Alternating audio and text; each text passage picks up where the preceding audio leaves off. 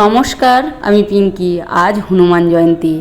ভগবানের মন্দিরে পৌঁছে গেছি আমরা। আজ সকালবেলায় বোনকে জিজ্ঞাসা করলাম, কিংবা বোন আমাকে জিজ্ঞাসা করলো, আজ হনুমান জয়ন্তী, হনুমান জয়ন্তীর ওখানে যাবি? চলে এলাম। বরমশাই জুতোটা ওনাদের হাতে রাখতে দিলেন না, নিজের জুতো নিজেই রাখলেন ভিতরে ঢুকে। ঝাড়বাতিটা এত সুন্দর, দেখুন, হাতে তৈরি ফুল দিয়ে এত সুন্দরভাবে বানিয়েছে, দেখে যেন মনটা জুড়িয়ে গেল। মন্দিরে ভিতরে ঢুকতে ঢুকতেই এত সুন্দর ভগবানের আরাধনা হচ্ছে, সে কি বলবো আপনাদেরকে। আমাদের তো দেখে এবং শুনে মন প্রাণ দুটোই জুড়িয়ে যাচ্ছে। যাই হোক, অনেক মানুষ ভগবানের দর্শনে কিংবা আরাধনায় সবাই বসে বসে শুনছেন। আপনারাও একটু শুনুন।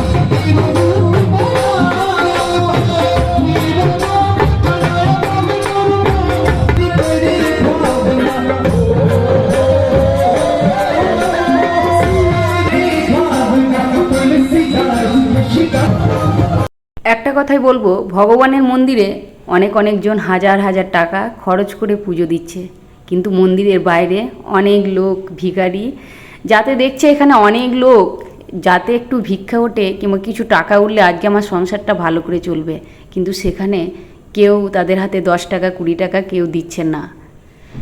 দেখে শুনে খুবই খারাপ লাগছে। আমার মানসিকতাটা ওই দিকে চলে যায়।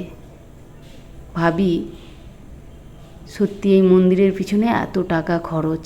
এই মন্দির বড়লোকদের। কতজন কত টাকা দিয়ে মন্দিরে প্রণাম করছে। আমরাও ভিতরের দিকে প্রবেশ করছি। মন্দিরটা এত সুন্দর করে সাজিয়েছে, মন ভরে যাচ্ছে। সবটাই রজনীগন্ধা, আর রজনীগন্ধার গন্ধে চারিদিক যেন একদম মোমো করছে। আমরা ভগবান হনুমানজিকে দর্শন করে নিচেই চলে আসলাম। এদিকে আমার বর্মশাই একটু ভিডিওটা করে দিচ্ছেন।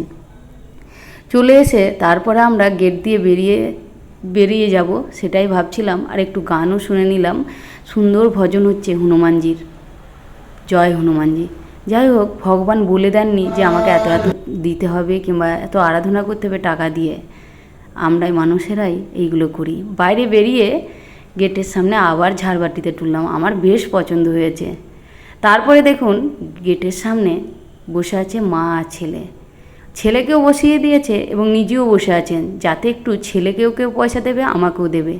যে ছেলের এখন এখানে হাজার হাজার ছেলে কিংবা অনেক ছেলেরা খেলছে, আনন্দ করছে, কিন্তু এই ছেলে দেখুন মায়ের পাশে বসে আছেন, যাতে একটু পয়সাটা বেশি ওঠে এবং সংসারটা ভালো করে চলবে। আর হনুমানজির মন্দিরে এই গরু চলে এসেছে। তারপরে এই মাকেও আমি কিছু সামান্য হেল্প করলাম। এই মাকে জিজ্ঞাসা করছিলাম, আপনার বাড়ি কোথায়? তারপরে ভগবানের প্রসাদ খেয়ে নিলাম আর কুলপি খেলাম। কুলপিটা একদমই ভালো না। আপনারা সকলে ভালো থাকবেন, সুস্থ থাকবেন।